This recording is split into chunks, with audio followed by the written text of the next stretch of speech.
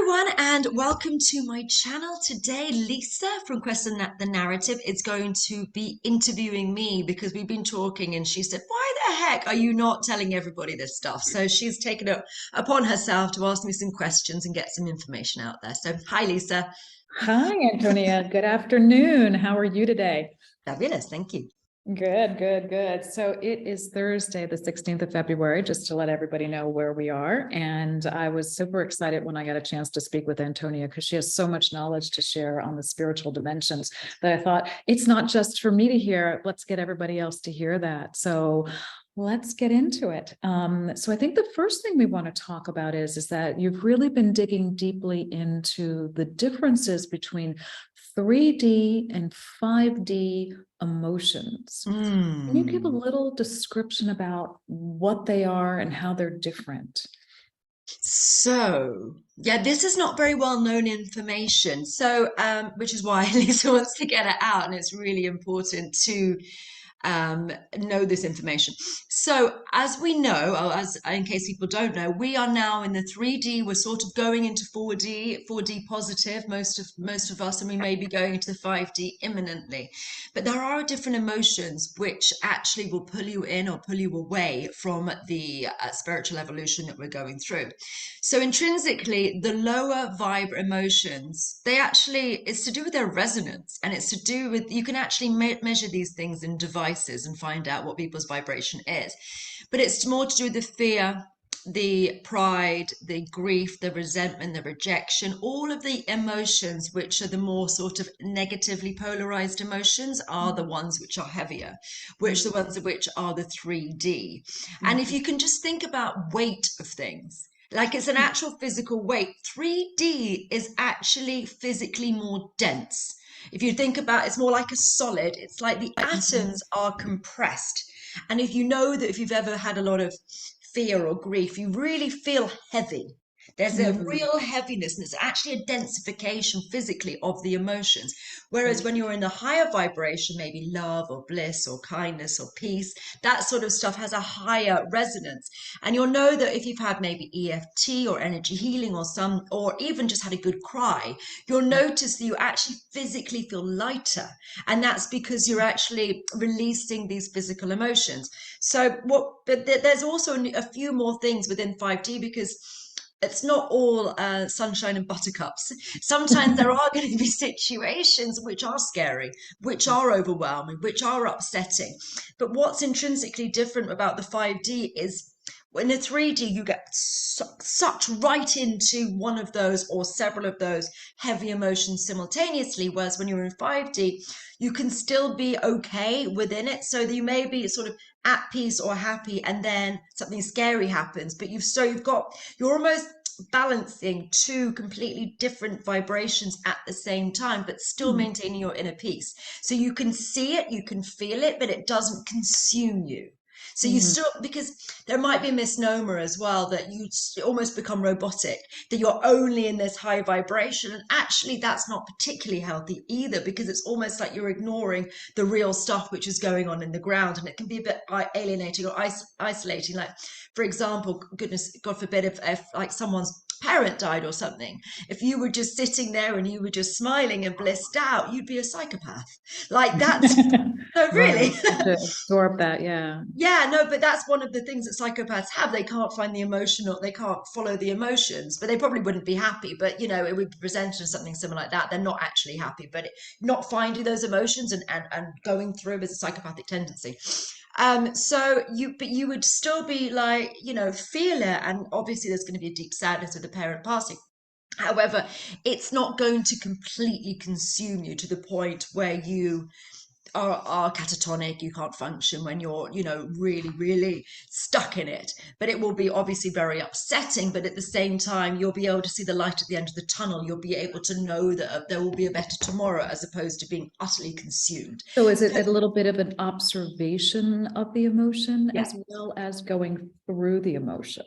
Yes, and it's just not as consuming. And sometimes people have a struggle with this because they think that, and I've had this with many clients, that if they don't grieve really hard, then maybe they didn't love the person. There is Oh, a, yeah, interesting. there is an interesting thing, and because I can dissolve grief, and I've been working on dissolving emotions. I'm Mhm. top of my game. I've been doing it for what 17 odd years. So I can dissolve things in a few seconds, and often people say, yes, but they felt like it's dishonoring their memory, or it's, Mhm. somehow just not a very cool or kind or loving thing to do in some capacity. So is that Where like a lower emotion anyway of like of guilt that has been guilt put can be into part of another it. program? Hmm?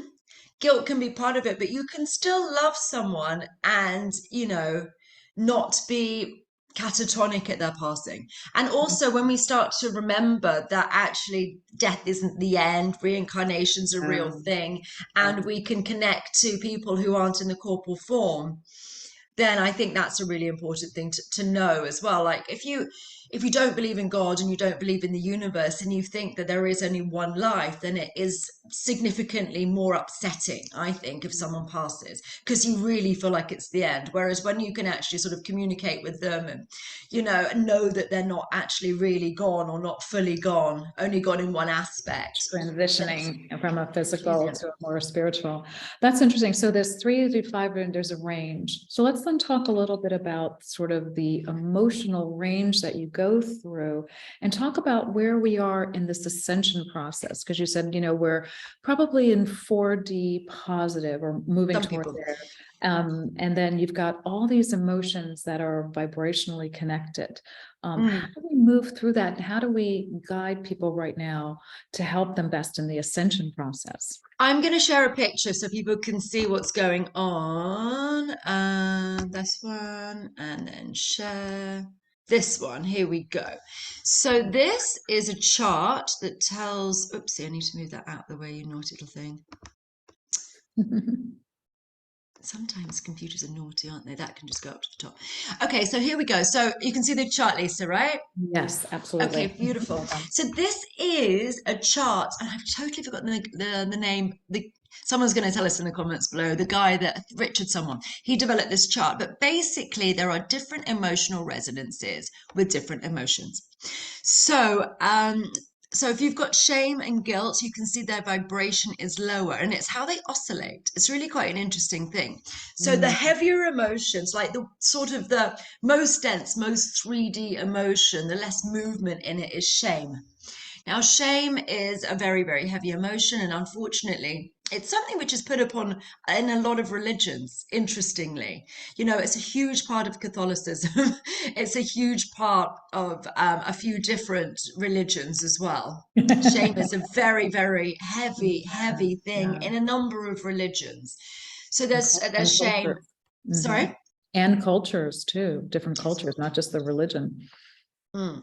So then we've got, obviously we can see guilt and apathy and grief and fear. So they've all got these different oscillations. So then we go to desire, anger, pride, and then we get into, so those are the ones which are all 3D. And then we get into 4D emotions. So courage is the beginning of 4D. So, because the Mhm. 3Ds are the really, really heavy, negative, overwhelming ones. And then it's almost like there's a breath of light that comes through, which is courage, neutrality, willingness, and acceptance, and then reason Mm. um, are the 4D ones. So basically, it's an interesting one. Without courage, I'm afraid there is no ascension. That's what it Mm. is, which is what you were really interested Yeah, in. this is what's really interesting. When you mention this idea of courage, it's not something that I hear talked about in the spiritual community. So maybe describe what you mean by courage and define that. Sure. So, courage is doing something which you know to be right, regardless of the consequences to yourself. It's thinking about what would benefit humanity, what would benefit people I mean, your family too, but outside of your family, because it's easy to be courageous when it's about your children. Right. Your love is so strong. People tend to, they would take a bullet for their kids, for example. So that's not necessarily it. It's when you are willing to put yourself out there and to be vulnerable and put yourself in harm's way for the benefit of people outside of your family. So, I mean, and I think, I know the pandemic has been difficult in many, many ways, but one thing that has, I'm always looking for silver linings. One thing it has done is given people the opportunity to show courage. Hmm. Now, we've been living, I know it's difficult for a lot of people, but we are living in one of the easiest times for a long time. You know, there aren't that many people who are really starving or don't have hot running water and heating and things like that. We are actually living in quite a privileged time in many ways. I know that there's a lot of mental health decline. I know that there's a lot of problems, but if you look at it in a physical way, we're doing, you know, that's much easier than it has been. But that has also meant we haven't had opportunities to show courage, because it's, if you're being invaded by a rival tribe or something, it's very much part of your culture to go and fight, to go and be on the front line, to go and be courageous, because you have to do that to defend your friends and your family and your loved ones. If you're just sort of, I don't know, have a normal job and looking after your family and things like that, you are never on a battlefield. Maybe you are in some work challenges or some family challenges, but it's not in the same way, and it's not necessarily putting you in physical or emotional danger. So with what's happened in the pandemic, a lot of people have found their voice, a lot of people have come forward, and a lot of people have said no to whatever capacity that is. Maybe it's they didn't want to take certain medications. Maybe it's that their family have excommunicated them. Maybe they had an Mhm. unpopular opinion, have now actually finding their voice. Yeah. That's courage. And we need to be, so there's this whole ascension is happening now. We are in the midst of the solar flash. The high point is on the 21st of March, or it's 21st or 23rd. Which one is it? I forget the solstice. I don't know which specific date is the high Yeah, it's point. the 21st or the 23rd. It's the spring equinox, Not, whichever it's the okay. 23rd or 21st that it moves. So we that's the high point of the ascension, the solar flash. So now is the time to show courage, because you have to be at least 50% service to others, 51% service to others to Yeah. ascend. And Yeah. part of that is courage. So if you look at it, then it's courage, then neutrality. So neutrality is so you have to, you know, be willing to stand in your power and to say, no, I think it should be like this. And it could be as, you know, simple or as confronting, and it's both of the same, as potentially sharing a post on your Instagram, or sharing this video with certain friends, or reposting videos may well be a very courageous thing for someone to be doing, because you know the backlash that you're going to get from friends and family. Right. Even reposting is courageous in some Right. cases. It really is. Yeah. And when you start doing that and you start saying, this is not right, and maybe going to some of the marches and maybe just exchanging information, Yeah. becoming a keyboard warrior for the light, you know, Mhm. this is courage, you Yeah. know? So when Yeah. you get to courage, then you get to neutrality. So neutrality is an interesting one.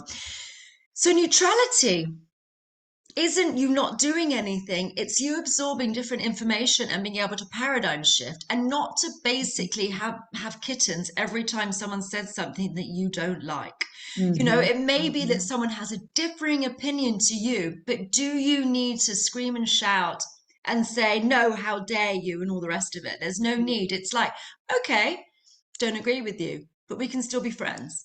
That's what Right. neutrality is about. Mhm. Willingness is, you know, just wanting to just help, like getting involved in things which aren't necessarily always of serving to you, just like seeing an opportunity to help and taking it, which is one of my core values and beliefs. See opportunity to help and take it, and acceptance of what's going on, and then reason, like really not listening to everything, the status quo, maybe the news, maybe certain history books, all these different things where you've been told and indoctrinated into believing things in a certain way. And then Mhm. you're like, well, this doesn't add up. And using your own mind, using your own reasoning, that's what it is. And then we go into the 5Ds. The 5D emotions are really positive stuff: the love, joy, peace, and enlightenment. And there are all different vibrations that we go Yeah. through. But my friends, you will not ascend without courage. So if Mm. you are putting things off and not doing what you're supposed to do, I'm sorry, you will not make this. What will happen to you is you will be stuck in the 3 to 4D. You will go to a different planet, to a different place, and you will continue this cycle. If you want to ascend and you're all about this 5D ascension, my friend, show some courage, and you are on the last months of it. If you Mm. don't do it Mhm. now, it's not going to happen, and you will just reincarnate somewhere else and then be stuck for another 100,000 years or so Yeah. until whatever planet you're on is ready to go. It's not about, there is partly your own ascension and the time limit, the time frames within those, and also how well you do, but it's also, there are different planets which are ascending, so it's sort of going, and you've got to make a lot of different moves and things work Wow. together. So be service to others. Now this doesn't mean being a complete mug. It doesn't mean it Yeah. doesn't mean being a doormat. It doesn't mean just being nice or whatever, and being That's an important thing. abused. It doesn't mean just being nice. I think that's really, really important what you It's just said not there. about being nice. Yeah. It's about Service doing the to right others is thing because just, it's the right thing to do. And yeah. actually, being nasty is sometimes nicer. I mean, even in the most silly way, like if your friend's wearing an outfit and she looks terrible in it, the kindest thing to do would be to say, "Oh, honey, maybe you should try this one on." You don't have to be really mean about it, but if you know that they've got, I don't know, they would be uncomfortable with it in photos, for example, then you can suggest something else. You don't need to Yeah. say, in a negative way, but you could easily just go, what about this? And Right. There's ways to shift. But you just said that what you were saying before about courage and ascension right now. I also want to prompt and say that if that triggers you, then it means that it probably is something that you should look at. And going back into the different levels of emotional development and the vibrations associated with it, is that we should be focusing in, what I'm hearing, focusing in on those things that allow us to be triggered, yet work through that in a very neutral, very reasoned approach and say, why is that triggering me? Like you were talking about before, Antonia, we were saying, if we don't share the same opinion, we can still be friends. What you're really saying is that if I don't like your opinion, it's triggered me. Should I explore it? I can't immediately say, no, that's just wrong. You should explore it and understand why it's triggering you on that. That's going through the emotion. So I think what you've just said, which was so important, which prompted our discussion, is that courage means so many different things. And if it triggers you, then it must be something that we should be working on. yeah, and I do see a lot of people not being very courageous at the moment. In some ways, and then not in other ways. It's not translating in every single way. They might be very much in this way, but not in this way. Maybe it's a difficult conversation. Maybe Yeah. you're avoiding somebody because it's a difficult conversation. And unfortunately, a lot of people are very, very overwhelmed. And I think that's by design, by the system, by the matrix system, is keep people so Yeah. overwhelmed that, you're like, oh, I can't, I just can't face it because you're so Mhm. busy and so overloaded that you just can't. But Mm. that's preventing you from showing courage. But it's also doing things in a kind way. You don't have to be going to battle and being really aggressive. There's no real need in any conversation to be aggressive. You Mhm. can explain things calmly and softly and say, I don't agree with that.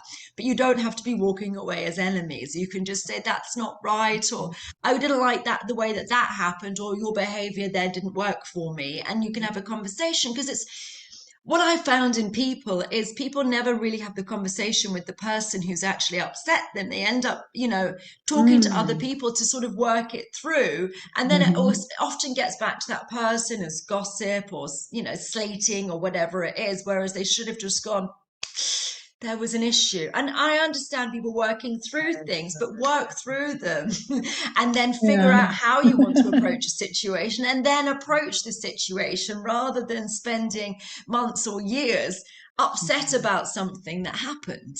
Yeah, that's really good, because it's about, because everything that you're talking about really good leads into working through the emotion in order to have it teach you what it's supposed to, and that gets you to the higher vibrational levels, and that emotional movement is really critical. Mm. in the flow of it. I love that, what you're saying about that. I think also one of the things you also were saying about, equity and about, well, where we are, and this is a little bit about courage right now. It's about that we're equal, but we're not The sort of same. level of where everything is the same and we need to be the same, more in a communistic environment. Can you We talk a are little not bit the about that? same. Yes, we Yeah. are not the same. You have talents I don't have, and I have talents you don't have. Speaking to you, Lisa, speaking to our lovely Exactly. audience Yeah, too. exactly. You're Yeah. brilliant at certain things. Like Lisa, for example, is a whiz with numbers and decoding stuff. Honestly, it makes I can't. I just can't. It does my head in. Like even spreadsheets and things like that, my brain just goes, and I am terrible at it. I can't even do it, and it just actually freaks me out. I need more courage around that. Well, I just need to employ people to do things with numbers. I just can't do it. I can look at them. My brain just doesn't take it in. But Right. It's not an you're interest particularly of yours either. not an interest of mine, and it's not something that I'm good at. So, and I can be, encouraging and adoring of you for your ability to be doing that. And you can be encouraging and adoring of me and my ability to do that. But we are not the same, and we need to honor and appreciate each other's differences. I just saw on Tucker Carlson, like something that they've done with equity, which is very dangerous. So they were saying at United Airlines, what they've done is they've lowered the, what's the word? Standards? The Standard. standards, yeah. They've lowered the standards for pilots and air and the control. What Air are they called? traffic controllers. We're playing charades. Yeah, they've lowered the standards Yeah, for yeah. those people, and actually there've been a couple of near misses. Like there's been one time when Mhm. there was a plane going onto a runway, and there was one taking off at the same time, and it had to and go straight back up again. And there was Mm. another one that's nearly a collision in the air, and that's because they've now got pilots who are less well trained. And I'm sorry, training in a job like that where you are looking after hundreds of people's lives is critical. There is no Yeah, equity. yeah, It's the person who's good at the job. That's it. It's got to be, yeah. the standard has to be, Right. The you standard don't, is here, and yeah, if you don't meet, if you're down here, it's not going to work. Yeah. tough. And it doesn't matter where you're from or what you do. It doesn't, like any of the socio-economic things are irrelevant to people's safety. Yeah. Safety Yeah. is the thing that matters here. Your skin color or where you come from or anything like that, your religion or whatever is irrelevant. Safety. Mm. Safety first. That's the only thing that matters. Are you qualified for the job? I mean, I wouldn't care where a person is from as long as they can fly a plane. And I hope everybody agrees that that's the only thing. Can you fly the Get there bloody safely. Yeah, it's exactly. irrelevant. It's Yeah. irrelevant where someone's from, but can you get me there safely is the thing that matters. And I think that we need to be aware of that in the world at large at the moment, because I think there's a lot of confusion, and I think that we are, not honoring and not appreciating and not loving everybody for their unique gifts and talents. And it's almost like we're trying to make everybody fit into the same sort of mold, and we are all different, and we are all awesome. And I've got a lot of friends that I've got a lot of musician friends, and I'm in awe of them. They are bloody brilliant. And I always sit with them and I go, oh my God, tell me about what you're doing. And they play me a new song or tell me where they've been gigging or whatever. And they say, what have I been doing? And I sit there and I go, and then, oh my God, you're amazing. I say, you're amazing. And we just have this sort of like amazing off. Right. And it's great. And You get to share and grow. yeah, and we're not in competition with each other. Yeah. Yeah. That's really We're good. appreciative of each other, and that's why we want different people doing different things, and and appreciating each other for our unique gifts and talents, and not trying to bring somebody down to make somebody else feel better. Let's know what they're good at and help them develop those talents, and find out, help them initially to find what those talents are and help them grow and be the best at whatever they're good at, rather Yeah. than it's almost trying to put like a square peg into a round hole. It doesn't work. It's not going to work. We have to understand what someone's Yeah. particularly good at and nourish and nurture and value that. Absolutely. Well, that's wonderful. Well, Antonia, I think that you've covered an enormous amount of information, and I hope that's helpful for everybody. Is there anything else that you'd like to share at this time? I think that was it. I think that was it for now. We can do another one in a Okay. few weeks when I send you some Yeah. random message about something. All right, that's wonderful. Well, it's so wonderful to have a chance to speak with you and to get others to hear what you share so freely with me. And I thank you for that. Thank you. I've gone blurry, haven't I? Yeah, look well. There we go. I'm back in. Okay, cool. So thank you so much, Lisa, for interviewing me today. And yeah, I look forward to speaking to you again soon. Bye, everybody. Ciao, Oh, grazie. and also link. I should always say this. Please like and subscribe. And I've got a new Spotify out, so please follow me on Spotify. It's Divinely Empowered by Antonia, and also we've got everything's down below. But we've got my Instagram, and we've got my YouTube, we've got my Spotify, we've got my website, divineempowerment.com. So look forward to seeing everybody there. And what's your Rumble channel, Lisa? Question the Narrative. And they also have a Telegram channel and a YouTube channel, which generally points to my Rumble channel, but I'll send you all the links. You can put it into the video below. They'll be down below. Thank Thank you, you. everybody. All right. Ciao.